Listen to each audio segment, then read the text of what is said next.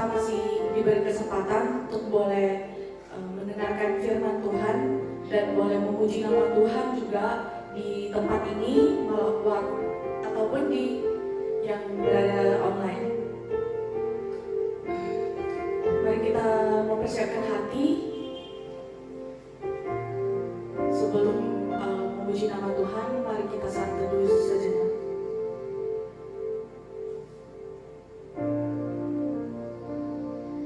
Terima kasih Tuhan,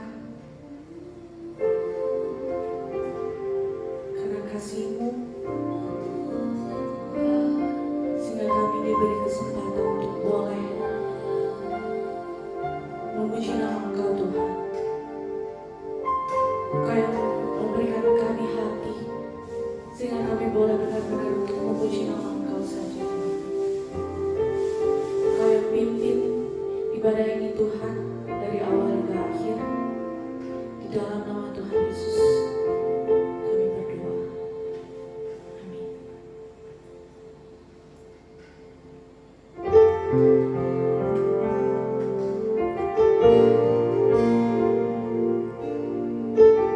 Di dalam kehidupan kita, kita tahu rancangan Tuhan yang indah.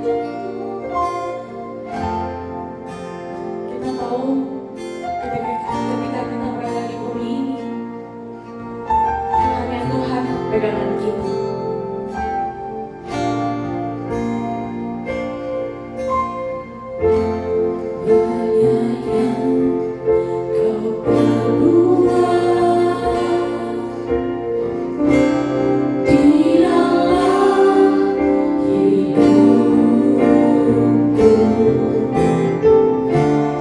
Rancangan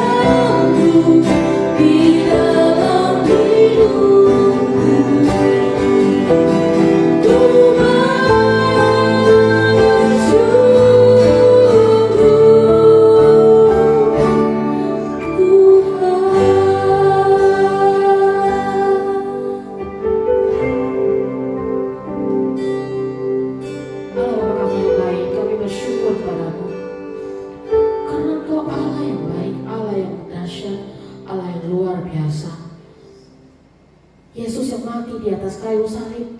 3 hari kemudian Engkau bangkit menyelamatkan kami semua, menghapus segala dosa kami Bapa, sehingga kami layak lagi di hadapan-Mu. Tuhan, ini dari kerinduan kami.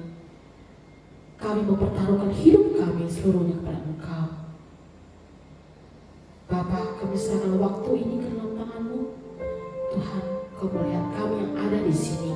Kau melihat kami yang berada di dalam rumah kami masing-masing yang melihat video ini ya Tuhan. Biar dimanapun kami berada, Bapa, Engkau Allah yang hidup, Allah yang berarti, Allah yang sungguh luar biasa, Allah yang selalu menjamah memberkati. Terima kasih Tuhan. Kami bersyukur segala kebaikan-Mu Tuhan. Terima kasih. You are my God. You are our Lord Tuhan. Thank you Jesus. In the name of Jesus Christ we pray. Di dalam nama Tuhan Yesus kami berdoa dan bersyukur. Amin.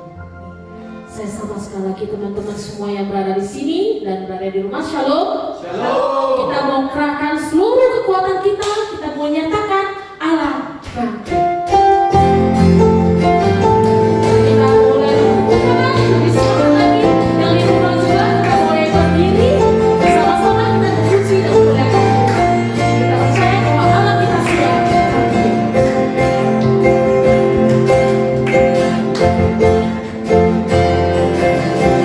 Berikanlah kekuatan tubuhnya Allah.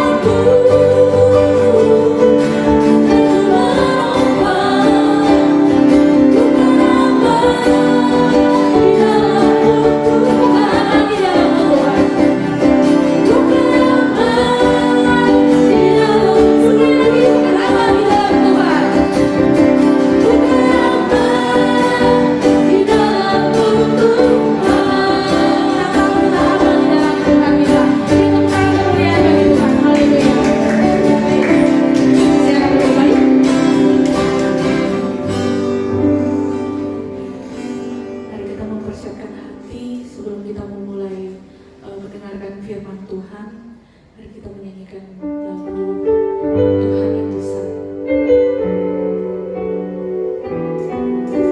Kita tahu pengharapan selalu ada di dalam Tuhan.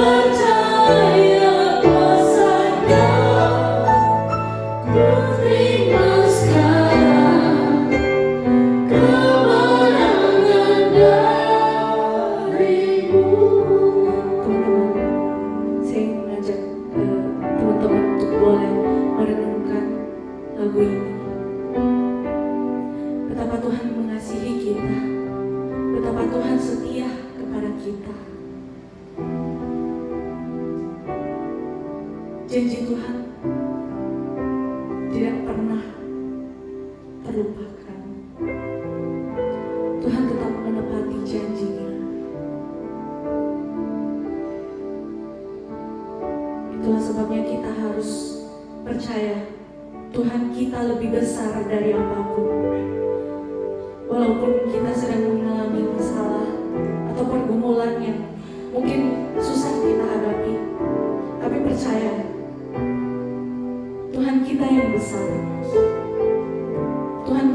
sanggup menopang kita.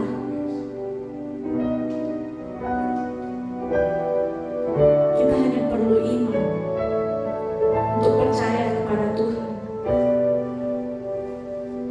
dan percaya kalau kita akan dimenangkan. Aku punya Tuhan yang besar. Aku punya Tuhan yang besar, yang telah berjanji dan sanggup menggenapi imanku bersebabkan percaya kuasa-Nya. Ku terima sekarang kemenangan darimu.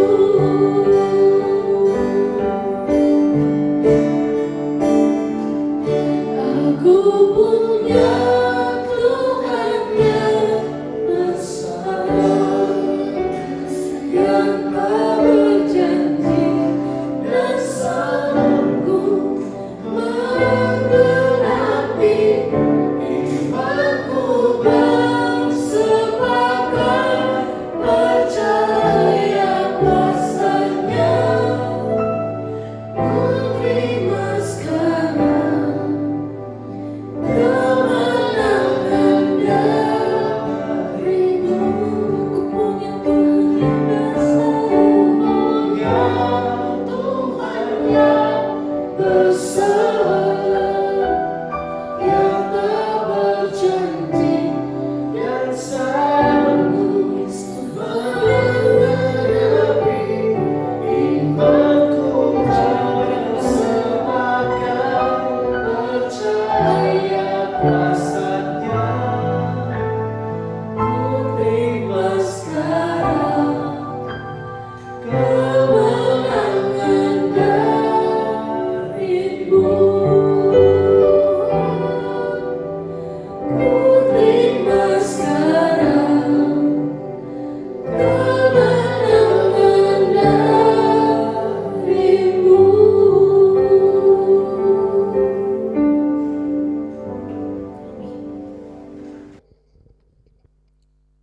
Mari kita berdoa. Tuhan, kami akan percaya bahwa kami memiliki Allah yang besar. Allah yang mampu mengalahkan maut.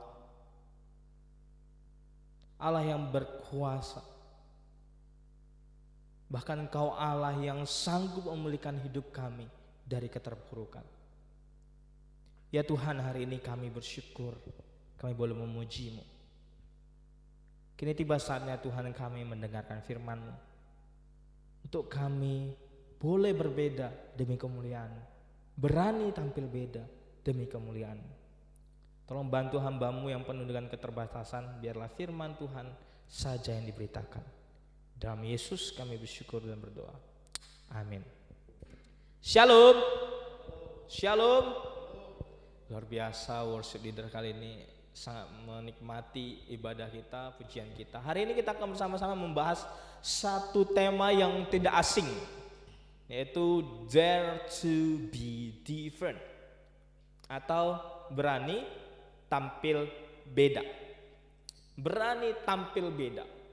Dari Roma pasal yang ke-12 ayat 1-3. Tapi sebelumnya saya mau memberikan satu realita yang kita alami hari ini. Saat ini teman-teman, kalau teman-teman perhatikan, kalau saya orangnya pemerhati, observasi gitu ya. Kalau teman-teman perhatikan, kalau teman-teman dalami, banyak orang ingin menjadi sama seperti orang lain. Setuju gak? Ingin jadi sama seperti orang lain. Oh dia kaya, aku harus kaya. Oh dia sukses, aku harus sukses. Oh dia punya iPhone, aku harus punya iPhone. Pengennya sama. Kalau beda berarti musuh gitu ya realitas saat ini.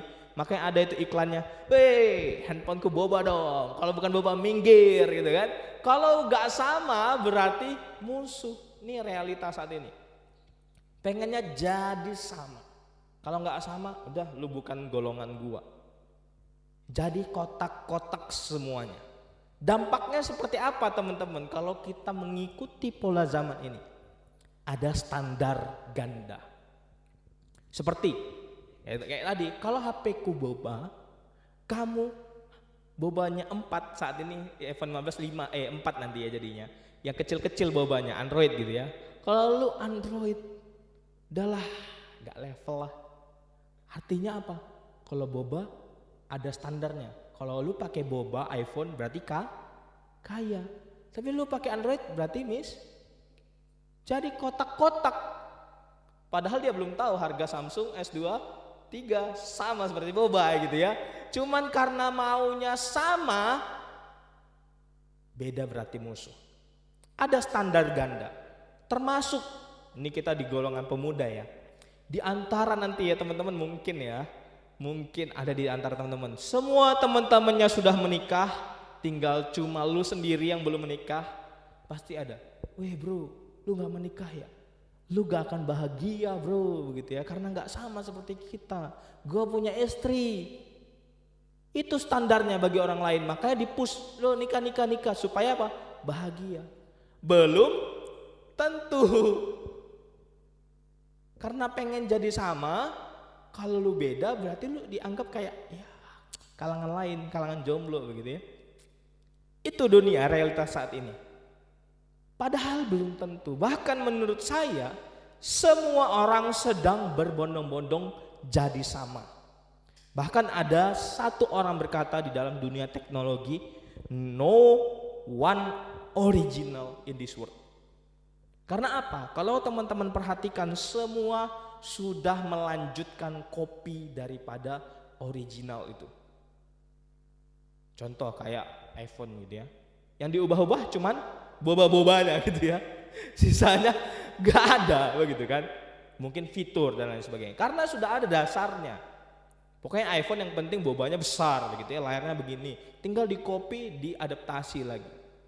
Semua orang berbondong-bondong jadi sama. Bahkan kalau teman-teman suka scrolling gitu ya, konten itu semua mengarah yang sama.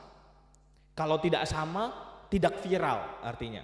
Kalau teman-teman suka scrolling high, scrolling man, scrolling moment gitu ya. Kalau teman-teman suka scrolling, coba perhatikan di Reels Instagram atau Reels TikTok. Kalau teman-teman dalami ya begitu ya. Logaritma TikTok, apa yang kita sukai pasti itu keluar. Setuju? Kayak Steven gitu ya, suka Mobile Legend gitu, scroll 2 kali atau 3 kali Mobile Legend lagi. Jarang yang tidak sama itu masuk. Karena logaritmanya kalau nggak sama berarti nggak viral. Coba deh perhatikan kalau teman-teman dalami gitu ya. Bahkan ada satu konten yang kata ada satu pemerintah bahkan bagus begitu ya. Contoh seperti ini, mandi lumpur. Kemarin ya sempat viral ya, mandi lumpur. Itu rata-rata kalau teman-teman lihat di TikTok semua mandi lumpur. Kalau nggak mandi lumpur nggak viral tuh. Semua yang kita scroll mandi lumpur. Sempat lagi viral ibu-ibu mandi tengah malam begitu ya. Semua trennya sama, menuju sama. Kalau yang firman Tuhan jarang itu viral, jarang itu masuk begitu ya. Karena nggak sama. Karena logaritma pun di Instagram atau di sosial media kalau nggak sama, lu susah untuk viral. Kalau nggak sama, lu pasti beda. Karena semua menuju kepada kesamaan. Karena mencari kesamaan popularitas atau profit. Semua rindu supaya apa yang di abang ini dapat gitu ya dari gift TikTok gitu ya. Dia pengen juga, makanya cari supaya sama.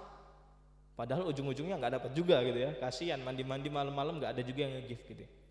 Karena udah ada satu yang jadi dasar gitu ya. Dan itu aja yang terus dilihat begitu ya. Bahkan karena mencari kesamaan, akhirnya apa? Kesehatannya diabaikan.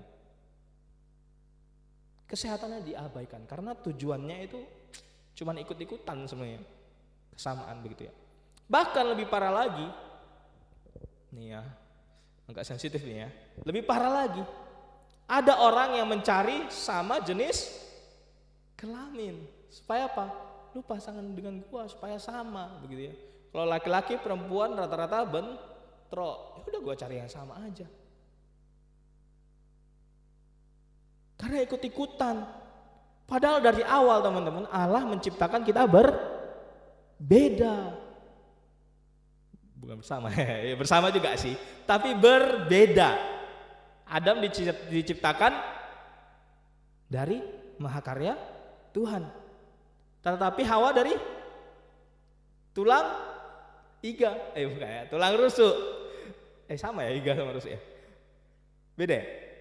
Ya tulang rusuk lah yang benar ya, tulang rusuknya Adam. Berbeda, nggak sama. Berbeda. Tuhan menciptakan kita berbeda. Tetapi karena dosa, bahkan iblis memakai dosa itu selalu menipu kita. Iblis, saya ulangi, selalu melulu gitu ya.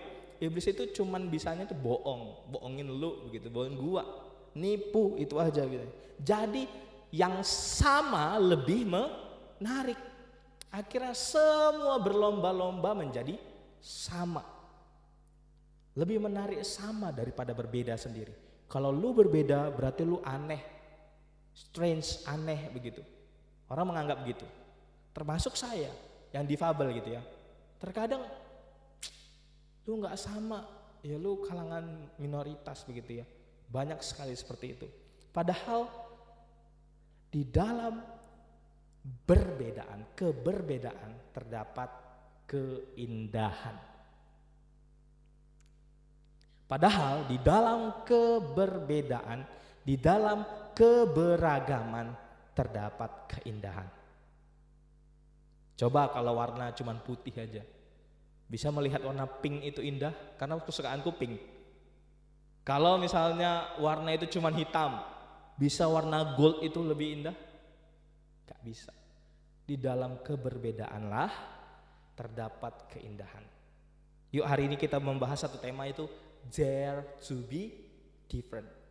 Dare to be different. Roma pasal 12 ayat 1 sampai 3. Mari kita baca kisahnya bersama. Saya baca ayat nomor 1, teman-teman 2, 3 sama-sama. Roma pasal 12 ayat 1 sampai 3. Karena itu saudara-saudara, demi kemurahan Allah aku menasihatkan kamu supaya kamu mempersembahkan tubuhmu sebagai persembahan yang hidup, yang kudus, yang berkenan kepada Allah, itu adalah ibadahmu yang sejati.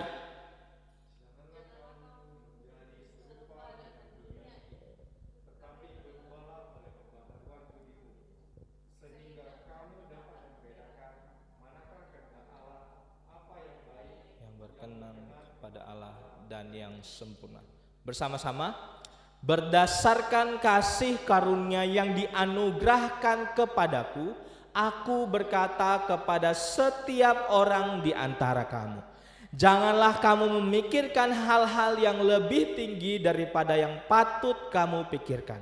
Tetapi hendaklah kamu berpikir begitu rupa sehingga kamu menguasai diri menurut ukuran iman yang dikaruniakan Allah kepada kamu masing-masing. Amin. Teman-teman yang terkasih, poin pertama yang harus kita renungkan dari kebenaran yang kita baca dari Roma pasal 12 adalah penyerahan total kepada Tuhan. All my life is for you, Jesus. Paulus ingin mengajak Tuhan, ini Paulus yang menulis surat kepada jemaatnya di Roma ya. Paulus ingin mengajak umat Tuhan pada saat itu, orang-orang Kristen, untuk menyerahkan lu punya hidup semuanya untuk Tuhan sebagai persembahan yang hidup. Karena apa? Allah memanggil kita untuk mempersembahkan diri supaya kemuliaan Allah itu nyata di bumi ini. Kenapa Paulus berkata demikian? Hei jemaat Roma, aku nasihatkan kepada kamu, persembahkan tuh hidupmu. Pasti ada sebab, makanya Paulus berkata akibat atau menasihatkan. Apa yang terjadi kalau kita lihat dari konteks itu? Kemajuan Roma ya pada saat itu sungguh seperti kita ya, sungguh pesat teknologi. Mungkin zaman dulu AI-nya zaman dulu lah begitu ya, yang baru-baru ngetren pada zaman dulu ya, begitu-begitu dibanggakan. Sehingga apa? Bahkan seluruh hidupnya untuk dunia, untuk kota Roma yang pada saat itu sedang berkembang pesat, bukan untuk Tuhan. Padahal di pasal-pasal sebelumnya Paulus itu mengingatkan bahwa hidupmu telah ditebus oleh Kristus dan kamu harus mempersembahkan dirimu untuk Tuhan. Yang pertama, poin pertama, kita harus menyerahkan hidup kita total kepada Tuhan. Karena dikatakan dari firman Tuhan apa? Itu adalah persembahan yang hidup dan ibadahmu yang sejati hidupmu. Umat Tuhan yang berada di Roma tidak memuliakan Tuhan, padahal sudah ditebus. Kristus sudah hadir, begitu ya. Kristus sudah menebus dosa mereka. Mereka mungkin lihat secara periode, begitu ya. Mereka dekat dengan peristiwa itu. Tetapi mereka malah meninggikan teknologi mungkin pada saat itu, meninggikan dirinya sebagai salah satu manusia yang diberikan kepintaran, begitu. Dan merendahkan Tuhan. Sehingga Paulus menasihatkan apa? Hei, jemaatku yang di Roma, persembahkan tuh hidupmu secara total. Karena itulah yang diminta Allah. Itulah persembahan yang sejati. Artinya apa? Semuanya untuk Tuhan. Makanya pelayanan orang Kristen itu tidak harus di gereja, melainkan di tempat kerjamu, sebagai identitasmu sebagai apa, sebagai aparat negara, sebagai guru, sebagai admin bank dan lain sebagainya, marketing dan lain sebagainya, sebagai mahasiswa. Jadikanlah Allah sebagai pusat penyembahan kita. Jadikanlah Allah sebagai pusat penyembahan kita. Dimanapun kita berada, jadikanlah Allah, kehendak Allah sebagai satu-satunya poin penting di dalam hidup kita. Artinya apa? Di dalam pekerjaan kita, di dalam aktivitas kita, kita menyerahkan hidup kita sama Tuhan. Sama seperti quotes di bawahnya, all my life is for you Jesus. Bukan harus jadi sama untuk melayani Tuhan. Bukan berarti aku mau melayani Tuhan harus jadi hamba Tuhan semua. Siapa jemaatnya gitu ya. Bercanda-bercanda ya. Tawalah dikit guys gitu ya. Kalau semuanya jadi hamba Tuhan, siapa jemaatnya begitu ya? Bukan begitu. Artinya apa? Ketika kita mengejar yang sama untuk melayani Tuhan harus jadi hamba Tuhan, keberagaman itu tidak dirasakan, betul ya? Makanya kita harus menyerahkan secara total hidup kita, pekerjaan kita, aktivitas kita, keluarga kita total kepada Tuhan. Ini yang harus kita renungkan bersama. Menyerahkan total itu memberikan semuanya.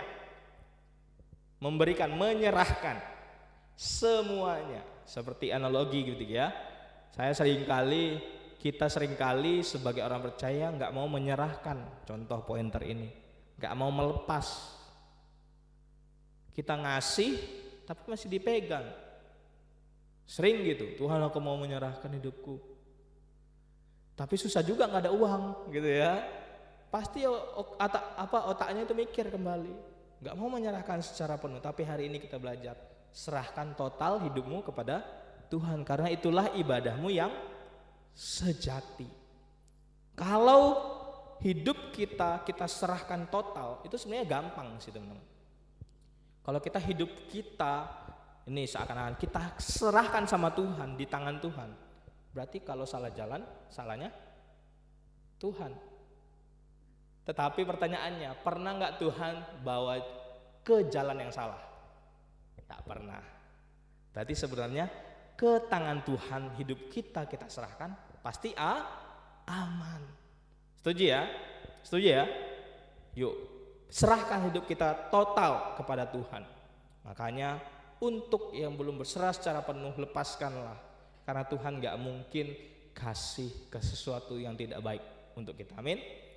Salah satu tanda ketika kita menyerahkan hidup kita secara penuh, pasti ada namanya buah.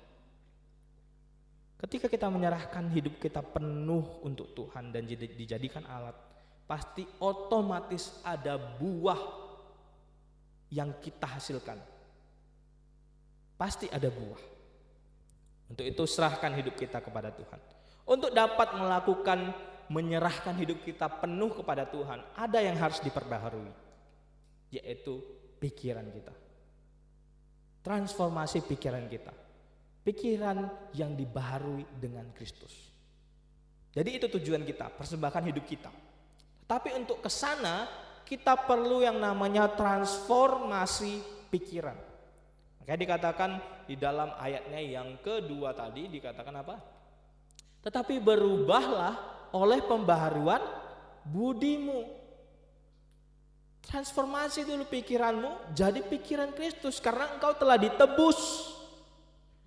Seperti khotbah minggu lalu, tuanmu bukan lagi dosa, pikiranmu bukan lagi kepada dosa, melainkan kepada Kristus. Tuan yang baru yang sudah melunasi engkau. Makanya pikiran yang harus dibaharui dengan pikiran Kristus. Paulus mengingatkan bahwa jangan sama seperti dunia ini, bukan berarti kita kudet. Bukan berarti kita kudet lah ya, kurang update tentang teknologi, bukan. Tetapi jangan pakai pola dunia ini seperti tadi. Pola tentang kesamaan. Jangan pakai itu. Karena bahkan di endingnya tadi, ilustrasi tadi, bahkan mau cari pasangan yang sama jenis kelaminnya, bahaya. Karena Tuhan tidak menciptakan seperti itu hidup kita.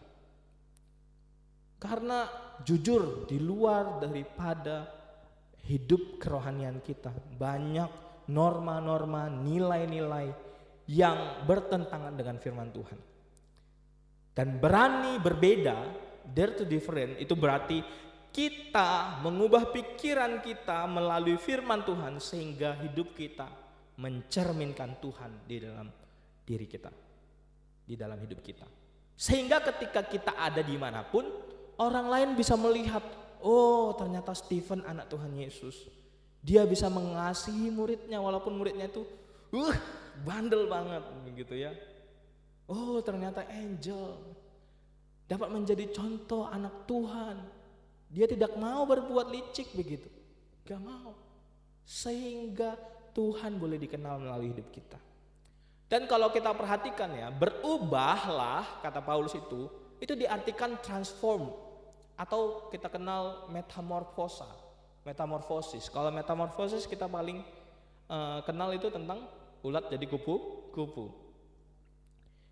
Butuh proses untuk berubah. Setuju? Setuju? Gak gampang orang lagi marah-marah lu bilang, woi jangan marah-marah, berubah jadi sedih atau jadi senang. Susah kan? Susah. Butuh proses. Untuk jadi kupu-kupu yang indah yang gak ada warnanya satu sama lain sama, itu dia harus jadi ulat yang geli gitu ya, yang iu gitu ya, kayak gitu ya. Aku paling geli juga sama ulat gitu ya. Harus jadi ulat yang gitulah, jelek gitu. Baru jadi kupu-kupu. Jangan di next kan Bang gitu ya. Baru jadi kupu-kupu yang indah. Tidak gampang untuk berubah, harus ada proses, progres begitu ya. Mungkin hari ini kita jelek secara karakter, tapi percayalah kalau kita memang ingin dibaharui oleh Yesus, karakter kita akan perlahan-lahan menjadi baik, menjadi indah. Bukan kebalik ya, dari kupu-kupu jadi ulat. Nah, itu berbahaya begitu ya, karena kata aslinya itu transform, metamorfosa, gitu ya. Butuh proses untuk berubah. Ketika pikiran kita ditransformasi sehingga kita dapat, hari ini kita bersama-sama merenungkan pencurahan Roh Kudus. Ketika kita ditransformasi pikiran kita, pasti kita dapat mengenal karunia-karunia yang Tuhan beri dalam hidup kita. Yang berbeda-beda, nih ya, berbeda-beda nggak harus sama Tuhan kasih. Berbeda-beda. Ada yang karunianya bernubuat, ada yang karunianya itu memberi kesembuhan, ada yang berbahasa roh dan lain sebagainya. Berbeda-beda, nggak sama. Karena berbeda, kita harus secara sederhana menggunakan karunia yang Tuhan beri. Sederhana itu pilihan atau apa ya?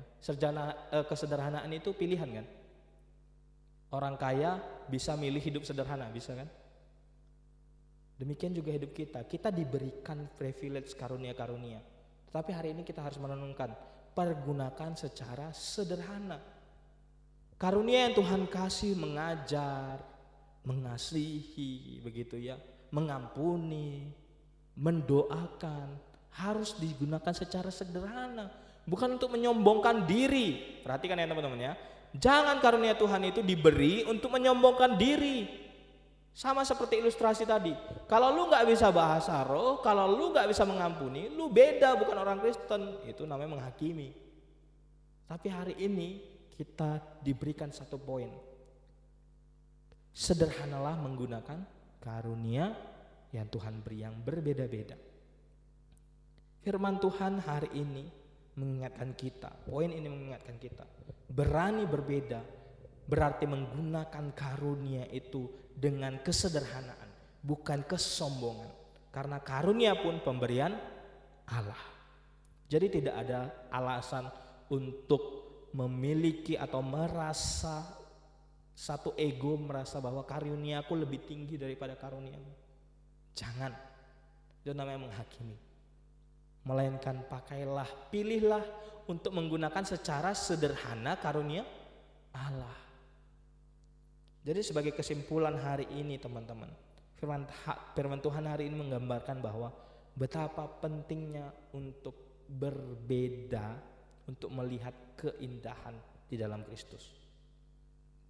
Sebagai orang percaya, di dalam masyarakat, tempat kerja, seringkali mereka mempromosikan gaya hidup yang bertentangan dari firman Tuhan. Gaya hidup merugikan diri sendiri dan orang lain. Kita dipanggil untuk berani berbeda. Bahkan sebagai gereja, sebenarnya kita dipanggil dari eklesia begitu ya, dipanggil untuk keluar. Bukan dipanggil untuk nyaman di satu gereja. Keluar beritakan Injil. Sebagai karunia yang Tuhan beri begitu ya teman-teman semuanya. Beritakanlah Injil. Tetapi hidup yang berani berbeda juga mencakup penggunaan karunia-karunia yang Tuhan berikan dalam hidup kita. Dan harus dilakukan atau digunakan dengan kesederhanaan. Berani berbeda itu berarti tidak membandingkan diri dengan orang lain atau membangga-banggakan. Karena semuanya adalah pemberian daripada Tuhan. Amin. Jadi hari ini ada 3 poin yang sederhana kita bersama-sama renungkan. Ini adalah tujuan hidup kita. Menyerahkan diri kita secara total pada Tuhan. Dan sebelum kita melakukan tugas ini harus ada yang ditransformasi, yaitu pikiran kita berubah. Pikiran kita yang dahulu memikirkan dosa begitu ya, memikirkan dosa harus diperbarui. Dan prosesnya metamorfosa. Ada prosesnya. Dari yang jijik sampai kepada indah di hadapan Tuhan. Amin. Dan terakhir ketika kita sudah ditransformasi, gunakanlah karunia pemberian Allah dengan sederhana, dengan rendah hati. Amin. Karena kita yakin ketika Tuhan menciptakan kita ada kelebihan, ada karunia yang Tuhan berikan. Tapi jangan lupa ada juga kelemahan. Supaya apa? Kita tidak menyombongkan diri. Gunakan secara sederhana dan hidup kita kiranya memuliakan nama Tuhan. Amin.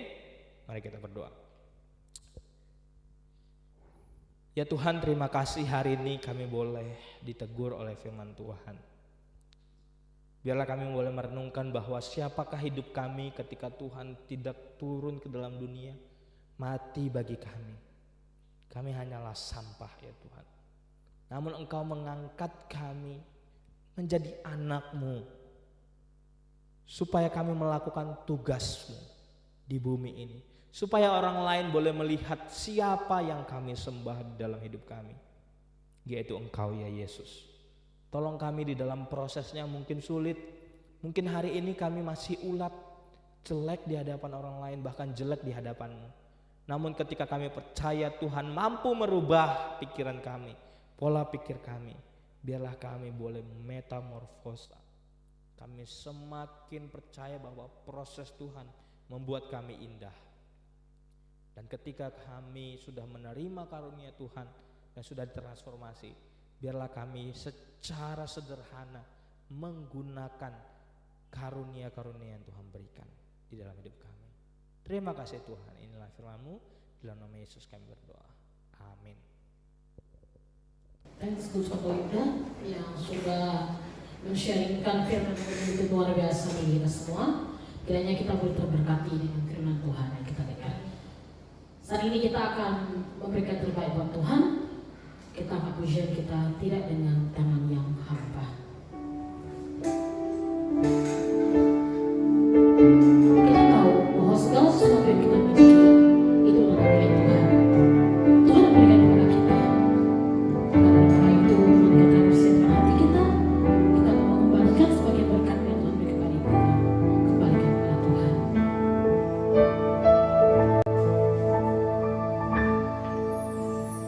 Tidak dengan tangan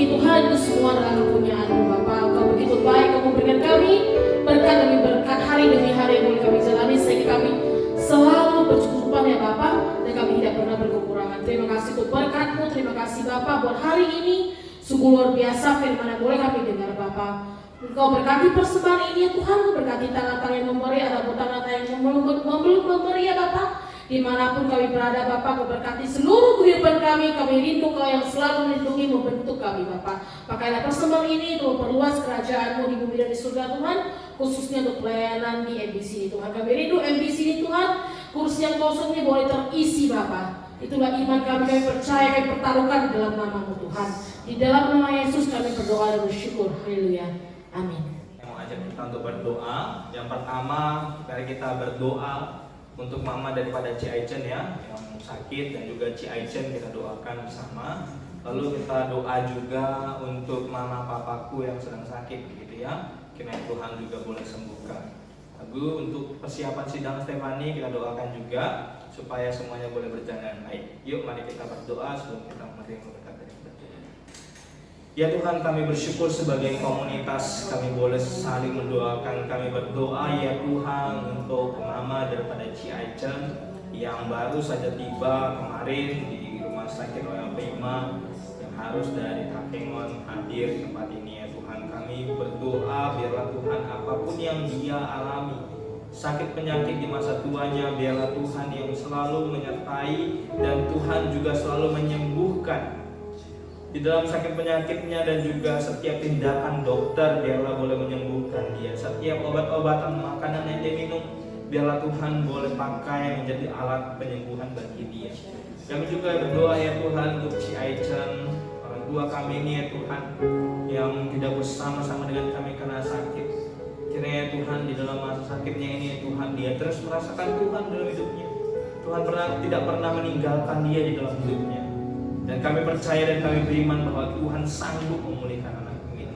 Kami juga berdoa bagi Papa dan Mama daripada hamba-Mu ya Tuhan, yang di Perbawahan, yang sedang sakit beberapa minggu ini ya Tuhan. Biarlah Tuhan juga boleh menyembuhkan mereka lewat kasih sayang daripada anak-anak, kasih sayang daripada orang-orang yang selalu mengasihi mereka. Obat-obatan, makanan, minuman yang mereka konsumsi biarlah menjadi alat kesembuhan bagi nama-Mu. Juga berdoa ya Tuhan masa persiapan Stefani untuk sidang, biarlah Tuhan berkati anakmu ini agar semuanya boleh berjalan dengan baik, berikan hikmat dan bijaksana untuk melakukan sidang ini dengan baik. Inilah kami ya Tuhan, inilah doa kami, biarlah Tuhan boleh mendengar doa kami. Sebelum kami menutup ibadah ini ya Tuhan, biarlah kami boleh menerima berkat daripada-Mu. Kiranya kasih daripada Allah Bapa, cinta kasih daripada Yesus yang dibuktikan di atas kayu salib, kekuatan serta penghiburan dari Roh Kudus menyertai engkau dan saya mulai hari ini, esok, dan sampai selama-lamanya. Amin.